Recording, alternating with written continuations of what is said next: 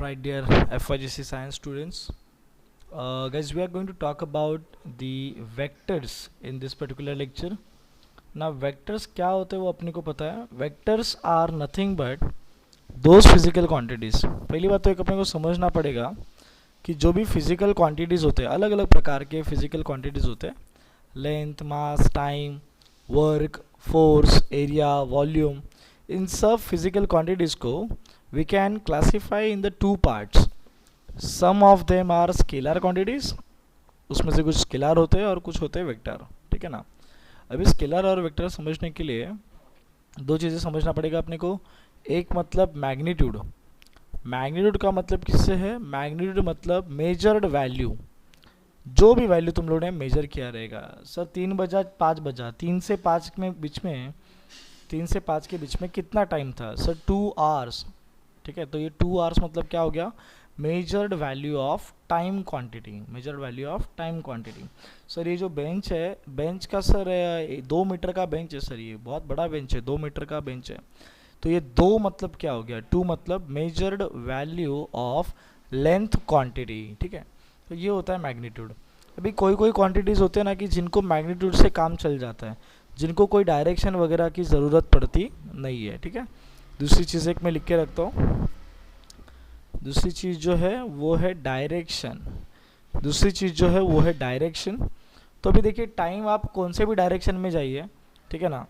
अगर टाइम आप सपोज अभी 4 दोस्त है और सबके घड़ी में 5 बजे है, ठीक है, और चारों अलग अलग डायरेक्शन में गए, चारों अलग अलग डायरेक्शन में गए, बराबर है.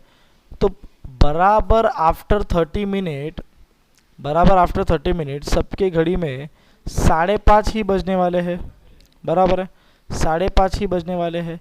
यानी कि डायरेक्शन चेंज होने से जो टाइम का मेजर किया हुआ वैल्यू है, ओके, वो मेजर किया हुआ वैल्यू चेंज हुआ क्या? नहीं हुआ. सबके घड़ी में 5:30 बज रहे. करेक्ट है. ऐसा नहीं हुआ कि भाई कोई किसी का घड़ी स्लो चलना चालू हो गया या किसी का घड़ी फटाफट चलना चालू हो गया. तो ऐसा कोई टाइम के ऊपर असर हुआ नहीं. किसका नहीं असर हुआ? डायरेक्शन चेंज करने का, अलग अलग डायरेक्शन में जाके टाइम को कैलकुलेट करने का असर टाइम के वैल्यू पे हुआ नहीं. दैट्स व्हाई टाइम में when we are showing the time or when we are representing the time, the magnitude is sufficient. We don't need to consider the direction in which we have measured the time period. The direction in which we have measured the time period, ये अपने लिए मायने नहीं रखता. ठीक है ना. लेकिन if I talk about the another quantity, let me tell you one example of that quantity. 9th standard में आपने वो पढ़ा रहेगा उसके बारे में. ठीक है ना. मस्त क्वांटिटी है. क्वांटिटी का नाम है डिस्प्लेसमेंट. क्वांटिटी का नाम है डिस्प्लेसमेंट. ठीक है ना. ना डिस्प्लेसमेंट का अगर डेफिनेशन किसी को याद आता रहेगा, so let me tell you. अभी मुझे पता है 100% कि ये ऑनलाइन बोर्ड पे मेरा स्ट्रेट लाइन आने वाला नहीं है. ऑनलाइन बोर्ड पे मुझे आदत नहीं है, तो भी मैं ट्राई करता हूँ. ठीक है, तुम लोग ज़रा समझ के लो. तो डिस्प्लेसमेंट का मतलब क्या है? The minimum distance between starting point of journey and ending point of journey. SP मतलब स्टार्टिंग पॉइंट, ईपी मतलब एंडिंग पॉइंट. ठीक है ना. Minimum distance. ओके, डिस्प्लेसमेंट का मतलब क्या होता है? Minimum distance between starting point and ending point. Alright. Now guys, geometry ने मुझे क्या बताया? ज्योमेट्री कल आई थी, तो ज्योमेट्री ने बोला कि the minimum distance between any 2 points is always a straight line. Is always a straight line joining those 2 points. Joining those 2 points. Okay. So now I know the minimum distance means the displacement has to be straight always. The displacement has to be straight always. Now guys, the thing is that if I want to draw a straight line, अगर मुझे एक straight line draw करनी है, so I have to follow one particular direction. Okay, there is a restriction of considering direction. यानी कि direction को consider करना ही पड़ेगा, किसी विशिष्ट डायरेक्शन को विचार में लाना पड़ेगा और उसी डायरेक्शन को फॉलो करना पड़ेगा, right? I can't change the direction, because if I change the direction, then that will become something distance, that will become a normal path, but that will not become the displacement, because by the definition of displacement, displacement is the minimum distance between any two points, and the minimum distance is always a straight line, and to draw a straight line I have to follow one particular direction. मतलब भाई दिशा का भी काम है, यहाँ पे direction का भी काम है, डायरेक्शन को इग्नोर करके नहीं चलेगा. सो इन केस ऑफ डिस्प्लेसमेंट मैं वैल्यू तो बता ही दूंगा कि सर 200 मीटर का डिस्प्लेसमेंट है, लेकिन वैल्यू के साथ साथ मुझे डायरेक्शन भी बताना पड़ेगा.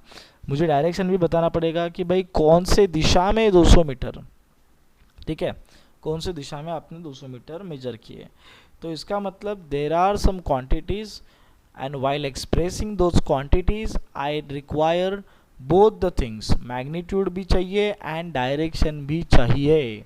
तो ऐसे क्वांटिटीज को हम लोग बोलते हैं वेक्टर क्वांटिटीज, ऐसे क्वांटिटीज को हम लोग बोलते हैं वेक्टर क्वांटिटीज. एंड उन वेक्टर्स को दिखाया कैसे? देखिए स्केलर का तो बड़ा आसान सा मामला है ना. स्केलर का तो आप मल्टीप्लिकेशन कीजिए या एडिशन कीजिए, बड़ा आराम सा मामला है. आपको करना क्या है स्केलर में? आपको करना क्या है, ये देखिए, ये हो गया 5+7 कर दिया, या 5×7 कर दिया, बात ख़त्म. 5+7 हो गया 12, 5×7 हो गया 35, ठीक है. तो स्केलर में क्या है कि ओनली वैल्यू है ना, ओनली मैग्नीट्यूड है. तो स्केलर के ऑपरेशंस बहुत इजी है एंड कन्वेंशनल है, जो परंपरा से बचपन से करते आ रहे हैं वही ऑपरेशन हम लोग को स्केलर्स में करने हैं, ठीक है. लेकिन वेक्टर के ऑपरेशन जो है वो वेक्टर के ऑपरेशन थोड़े से अलग है, उसके बारे में हम लोग देखते हैं, ठीक है. चलिए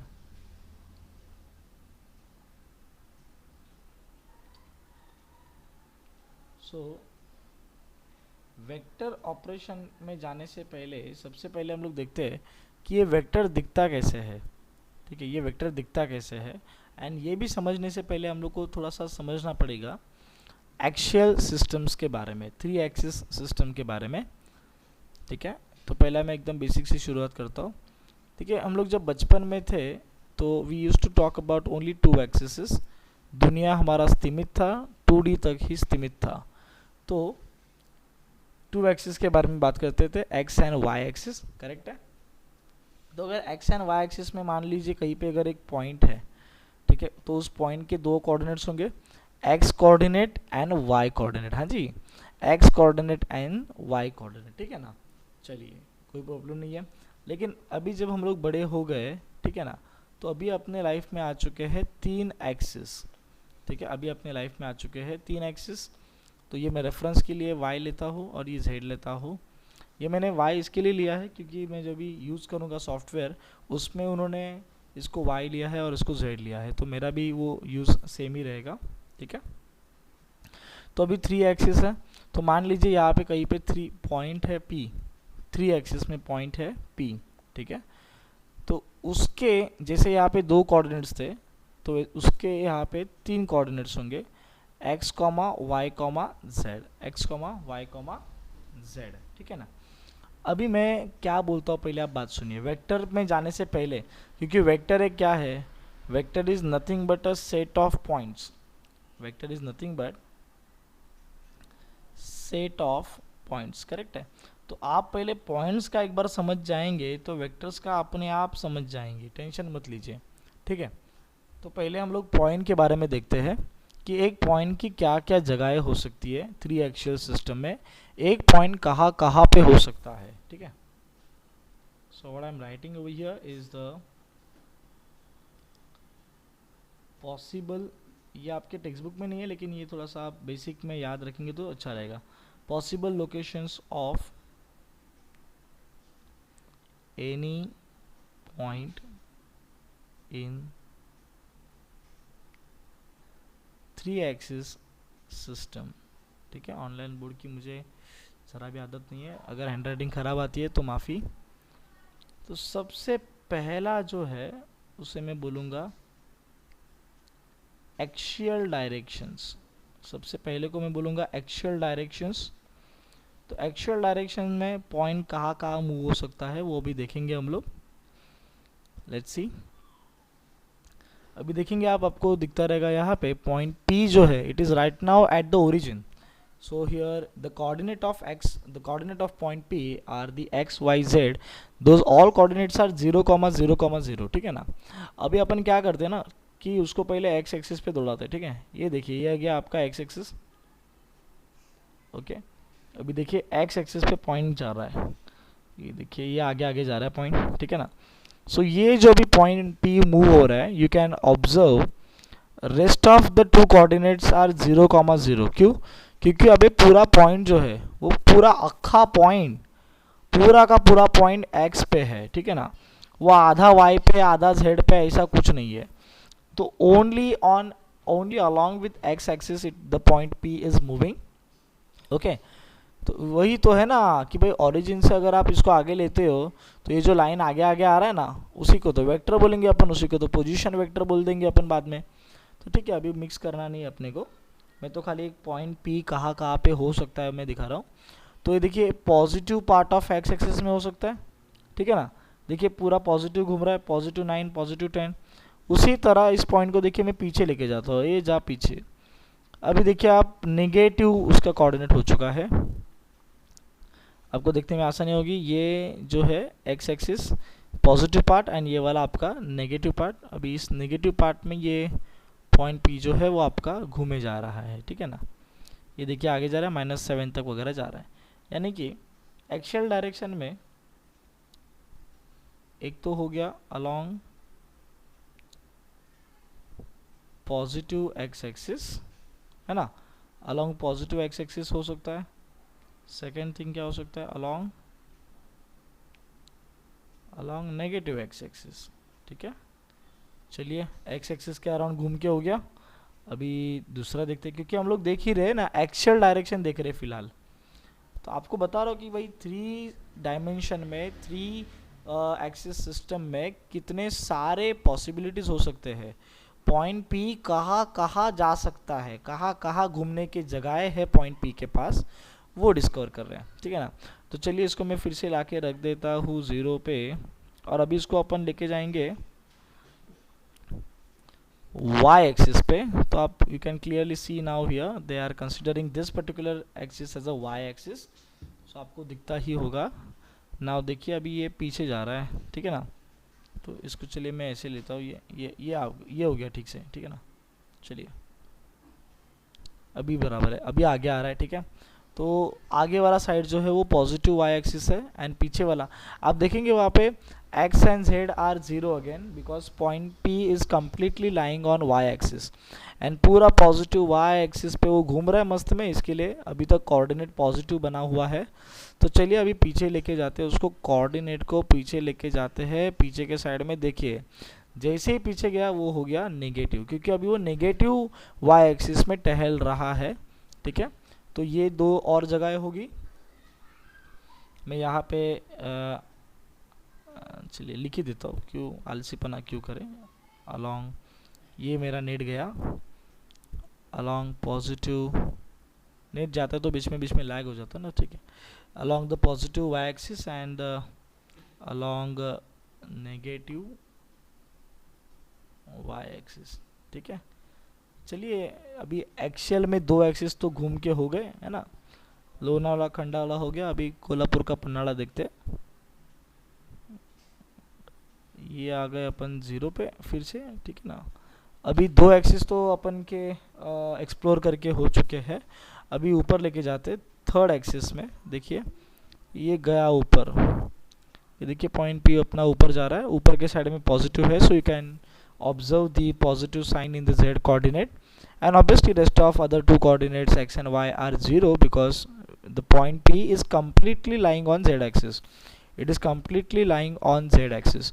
तो जैसे ये ऊपर जाएगा वैसे वो नीचे भी आएगा, और जैसे ही वो नीचे आएगा उसका कोऑर्डिनेट नेगेटिव बन जाएगा। So now you can observe the negative sign in the Z coordinate. Okay, so ये और दो जगह मिल गई भाई इसको घूमने के लिए, है ना। अलोंग द, ये देखो मेरा नेट चला गया मस्त में, along the positive Z axis, ठीक है ना, and along the negative Z axis, ठीक है, along positive Z axis and along negative Z axis. तो भाई एक पॉइंट के मैंने फिलहाल तो आपको 6 जगहें बता दी है, और ये 6 के 6 कौन से डायरेक्शन है, एक्शियल डायरेक्शन है। ये एक्शियल डायरेक्शंस के बारे में मैंने बात की है, ठीक है, अलोंग एक्स अलोंग वाई। देखिए जैसे पॉइंट पी मूव हुआ था ना, तो वैसे ही वेक्टर्स भी तो मूव होंगे। तो ये सेम ही लॉजिक आपको वेक्टर्स के लिए भी लगाना है, क्योंकि आपका कोई भी वेक्टर जो है वो अलोंग एक्स मूव हो सकता है, along positive X, along negative X, along positive Y, along negative Y, along positive Z, along negative Z, ठीक है। तो ये 6 एक्शियल डायरेक्शंस अभी मेरे हो चुके हैं, और भी आगे है, चलिए देखते हैं। मैं ये रफ कर रहा हूँ, और कौन से डायरेक्शन है। अभी एक्शियल डायरेक्शन के बाद मैं फिर से एक बार लिख देता हूँ,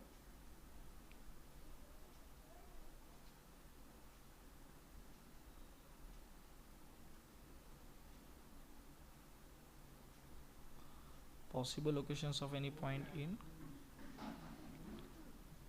3 axis सिस्टम, ठीक है। चलिए एक्सिस पे घूम के हो गया, अभी देखेंगे हम बोल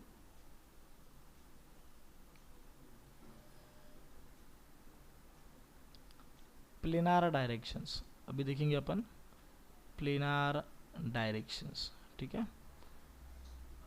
ओके, ना प्लेनार डायरेक्शन में आप ध्यान से देखिए, यहाँ पे 3 अलग अलग कलर है, अगर आपको थोड़ा सा ठीक से दिखता होगा, देखिए जो ये मैं पहले दिखा था आपको कि ये एक प्लेन है, ठीक है। चलिए तो ये देखिए अभी राइट नाउ अभी आपके सामने जो एक प्लेन है वो है एक्स जेड प्लेन, ठीक है। आपको यहाँ पे दिखता होगा वाई एक्सिस पूरी तरीके से वो अंदर चला गया है, एक्स जेड प्लेन है। तो अभी पॉइंट पी की मूवमेंट कैसे होगी वो देखते हैं। चलिए पॉइंट पी की मूवमेंट को देख लेते हैं। ये कौन है यहाँ पे, कम इसको भी मैं ओरिजिन पे डाल देता हूँ, गया गया गया, ठीक है। ओके, एक्जेड प्लेन है अभी ये, तो एक्जेड प्लेन में देखिए पॉइंट पी कैसे जाएगा। देखिए मैं अभी क्या कर रहा हूँ, पॉइंट पी को एक एक्स कोऑर्डिनेट दे के रख रहा हूँ, और पॉइंट पी को भी जेड कोऑर्डिनेट भी दे के रख रहा हूँ। ये देखिए now you can see the point P is moving in the xz plane, okay, and depending upon the various coordinates I can move this point in the xz plane। दिख रहा है? तो ये ऐसे 4 पार्ट हो गए। एक्चुअली ये है तो पूरा xz प्लेन ही, लेकिन xz प्लेन में भी आपके 4 पार्ट हो गए, ठीक है ना। तो चलिए मैं लिख रहा हूँ यहाँ पे पहले xz प्लेन, ठीक है, एंड xz प्लेन में आपके 4 पार्ट कौन से हो गए वो मैं आपको दिखा देता हूँ, ठीक है। देखिए पहला वाला ये जो पार्ट है मैं दिखा देता हूँ ज़रा ठीक से, हाँ ठीक है। ये देखिए ये जो पार्ट है, एक्चुअली ये ऐसे दिखाओ तो सही रहेगा, हाँ जी ठीक है। ओके देखिए यहाँ पे ये जो पार्ट है, एक second,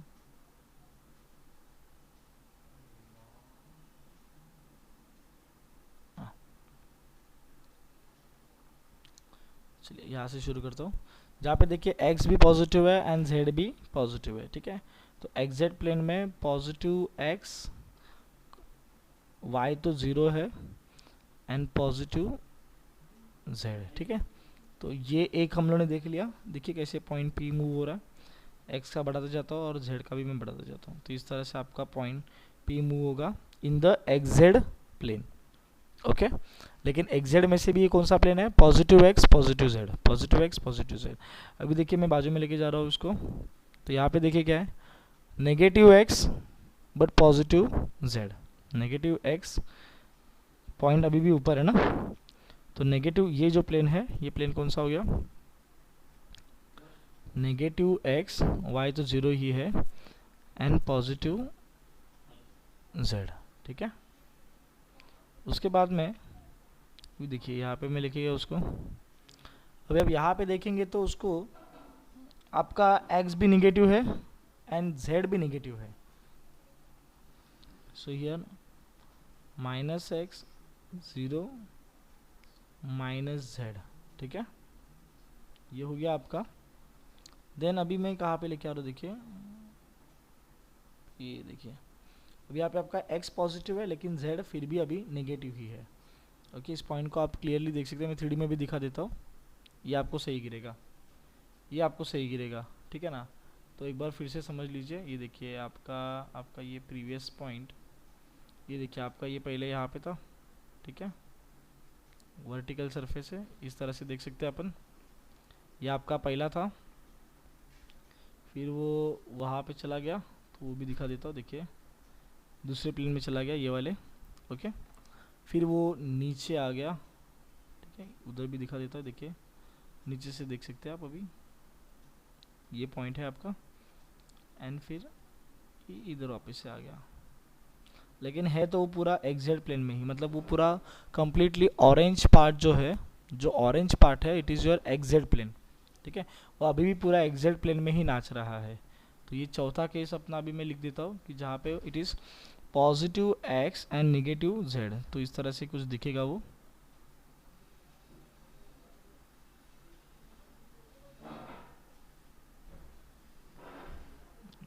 positive x and negative Z, ठीक है। तो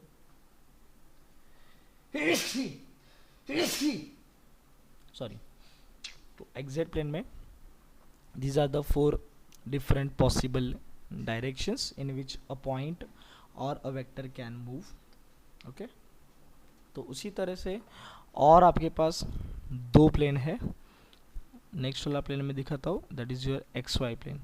तो ऑब्वियसली अभी आप समझ जाइए फिर कि एक्स वाई प्लेन में भी आपके पास ऐसे चार केसेस रहेंगे, ठीक है। और एक प्लेन है वो मतलब आपका वाई जेड प्लेन, तो वाई जेड प्लेन में भी आपके पास ऐसे चार केसेस रहेंगे, ठीक है। तो you can use this software and you can derive by yourself. फिलहाल के लिए मैं एक्स वाई प्लेन में आपको नचा के दिखा देता हूँ। ओरिजिन पे ले लेते हैं, ये ले लिया ओरिजिन पे, इसको भी ले लिया ओरिजिन पे, ठीक है। अभी हम लोग देख रहे हैं एक्स वाई प्लेन, तो आप देखिए ज़रा एक्स वाई प्लेन कहाँ पे, जो मेरे ख्याल से अगर आपको दिखता हो थोड़ा सा कि वो लाइट ग्रीन कलर से दिखाया है, इट इज़ वेरी वेरी फेंट एक्चुअली, लाइट ग्रीन कलर से वो दिखाया है, ठीक है।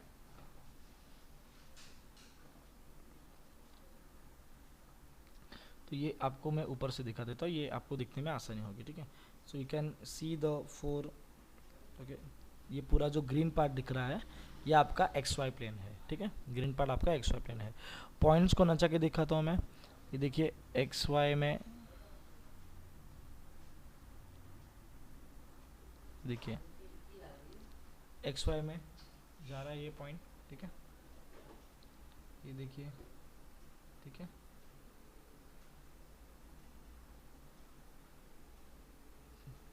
तो बेसिकली बात ये ना गाइस कि ये कोई भी जो पॉइंट भी होता है उसका ओरिजिन के साथ जो लाइन बनता है इसी को हम लोग बोलते हैं position vector of that point, क्योंकि ये जो वेक्टर है ना, ये जो लाइन है ना, ये लाइन उस पॉइंट के पोजीशन को बता रहा है कि भाई तू है कहाँ पे, तू 3D वर्ल्ड में एग्जैक्टली कहाँ पे स्टैंड करता है, ये मैं बताऊंगा।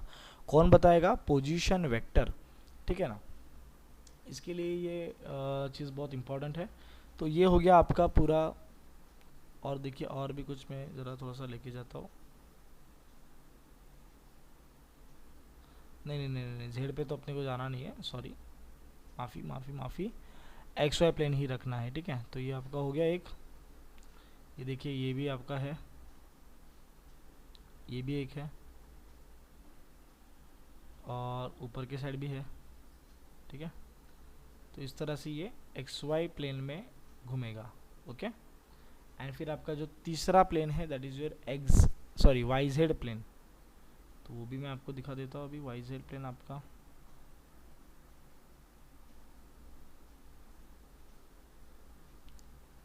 So you can observe a little blue colour का प्लेन ओवर देयर, तो वो बराबर आपको सामने दिखता रहेगा। अभी ब्लू कलर का प्लेन है, ठीक है। मैं ये वाला भी रखता हूँ ताकि रेफरेंस लेने में आसानी हो। ब्लू कलर का प्लेन जो है यहाँ पे, this is your Y Z plane. तो अभी वाई जेड प्लेन में देखिए पॉइंट कैसे मूव होगा, ये देखिए वाई जेड प्लेन में मूव हो रहा है, ओके। फिर ये यहाँ पे भी मूव हो सकता है, और फिर ये यहाँ पे भी ऐसे मूव हो सकता है, ठीक है। तो ये आपका वाई जेड प्लेन का मूवमेंट हो गया, ओके। तो ये हो गया प्लेनार डायरेक्शंस। तो वो हो गए आपके 6, ओके, वो हो गए 6, और ये हो गया आपके 4 3 ज़ा 12, 4 3 ज़ा 12, चलिए 4 3 ज़ा 12, okay. Actual direction, planar direction. And now असली मामले पे अपन अभी आते हैं, नाउ असली मामले पे आ जाता है।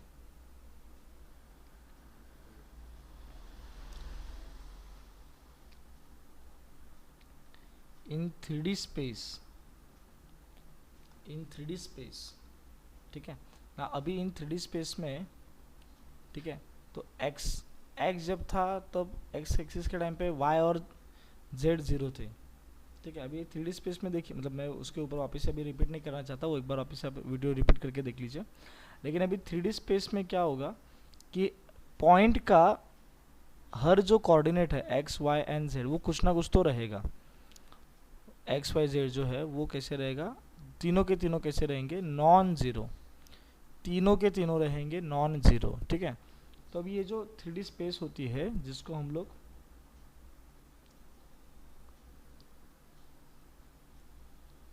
एक सेकेंड, ठीक है, तो ये एक तरह से आपके देखिए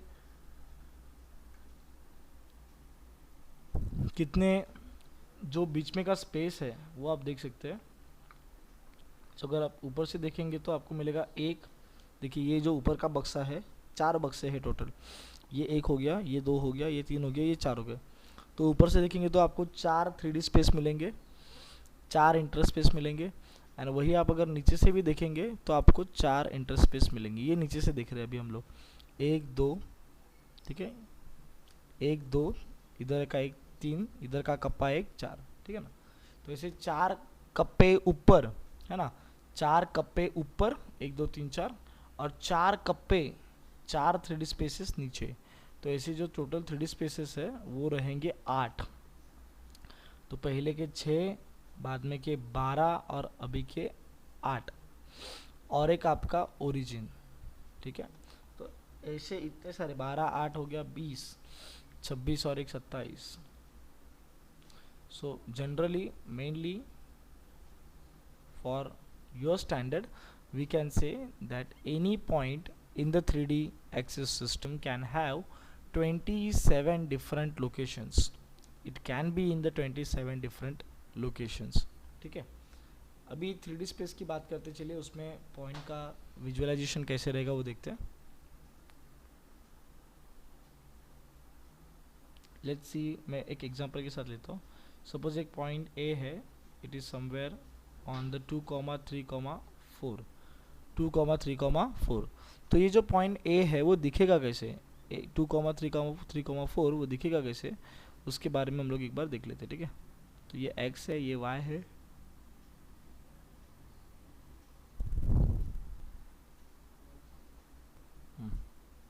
चलिए ओके, ओरिजिन पे लाके रख देता हूँ मैं वापस से।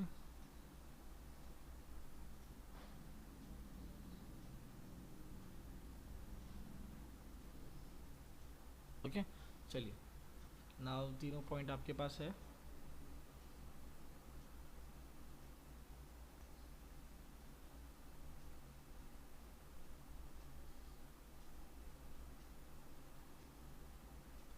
एक सेकंड,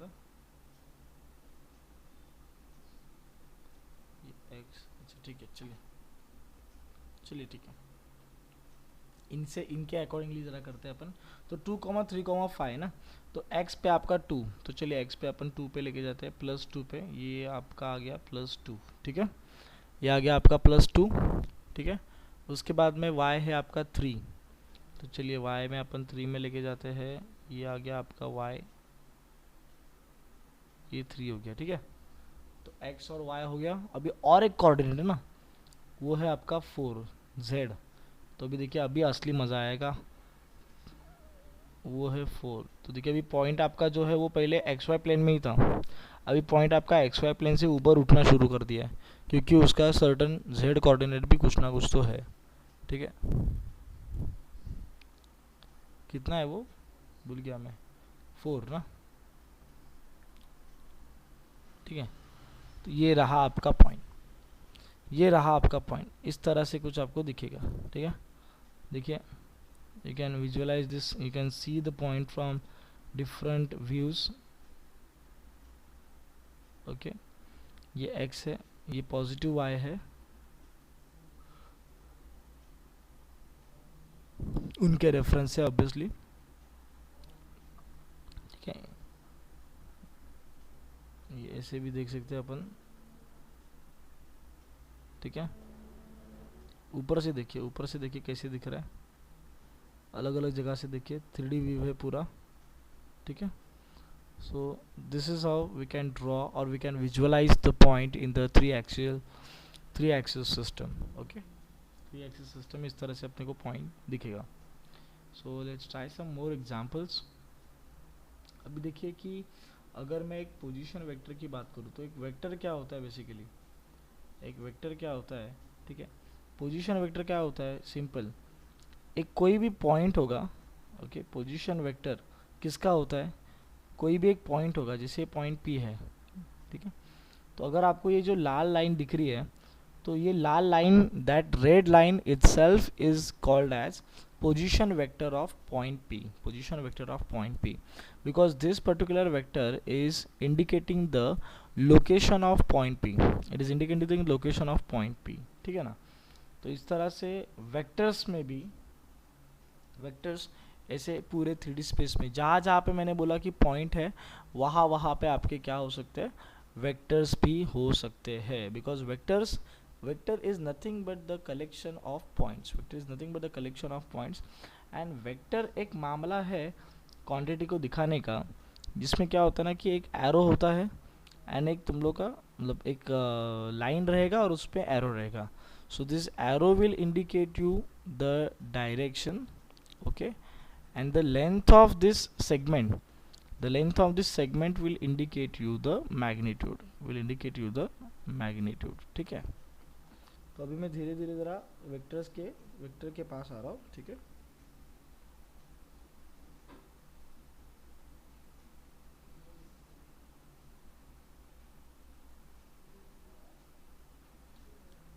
ठीक है। सो नाउ सपोज ये हो गया डायरेक्शन, ये हो गया मैग्नीट्यूड, ठीक है। नाउ कोई भी वेक्टर को हम लोग रिप्रेजेंट कैसे करते हैं, general representation of vector, you see I am giving a name over here A bar, and उसका रिप्रेजेंटेशन कैसे होगा, X coordinate along with the, so X coordinate जो भी है, ठीक है, इधर आएगा I cap is a unit vector along the X axis, इधर आएगा वाई कोऑर्डिनेट एंड इधर आएगा z कोऑर्डिनेट, ओके, ठीक है। x coordinate, y coordinate and z coordinate, ठीक है। So now if I want a vector of this particular point 2 3 5, so I just need to put the coordinates in this formula, so I will get the 2i plus 3j sorry and plus 5k bar, okay। so this is how I will represent the vector। And now अभी इसको निकाले कैसे, इसको draw कैसे करें, है ना, इसको ड्रॉ कैसे करें, चलिए देखते हैं। तो इसका पोजीशन वेक्टर तो आपको पता है, इसके पॉइंट्स आपको पता है 2, 3, 5, ठीक है। तो ये देखिए अपन ने यहाँ पे डाल दिए 2, 3, ये और एक ऊपर लेता हूँ, ये देखिए 2, 3, 5, ठीक है। तो ये जो आपका रेड लाइन अभी है, जो आपको रेड लाइन दिख रहा है, ठीक है, this red line is nothing but your desired vector A bar, okay. Red line is nothing but the desired vector A bar, okay. And जैसे मैंने आपको बताया कि अगर आप इसका मैग्नीट्यूड लेने जाएंगे, अगर आप उसका वैल्यू लेने जाएंगे तो मैग्नीट्यूड का सिंपल फॉर्मूला क्या होता है कि भाई सभी कोऑर्डिनेट्स को स्क्वायर करके ऐड करो, सभी कोऑर्डिनेट को स्क्वायर करके ऐड करो, ठीक है ना। तो ये मैग्नीट्यूड आपका जो भी मिलेगा, 2 का स्क्वायर 4, 3 का स्क्वायर 9, इसका स्क्वायर 25, तो एनीवेज ये जो भी मिलेगा 16 प्लस हो जाएगा, सॉरी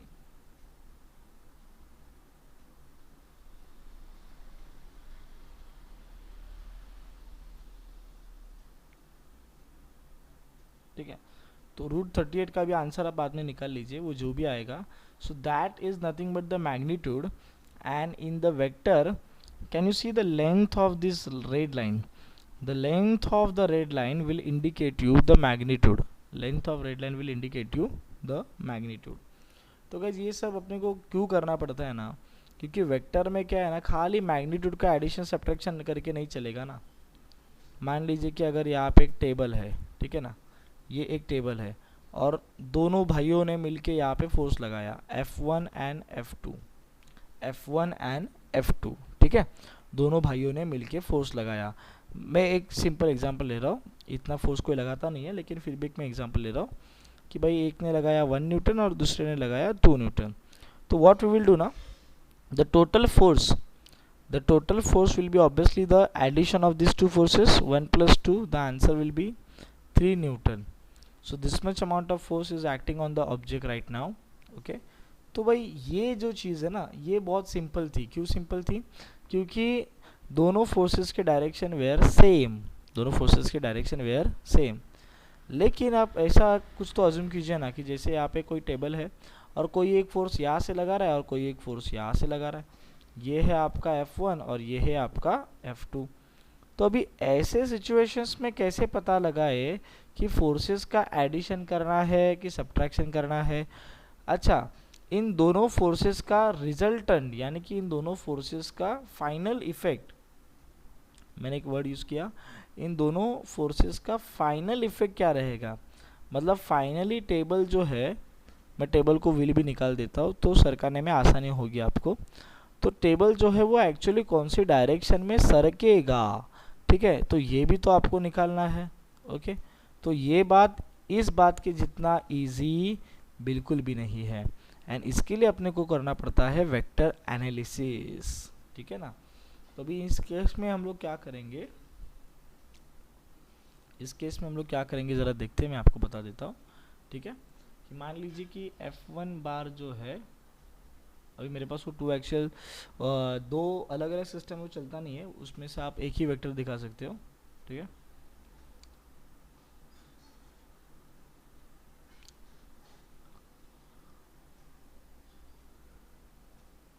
ओके,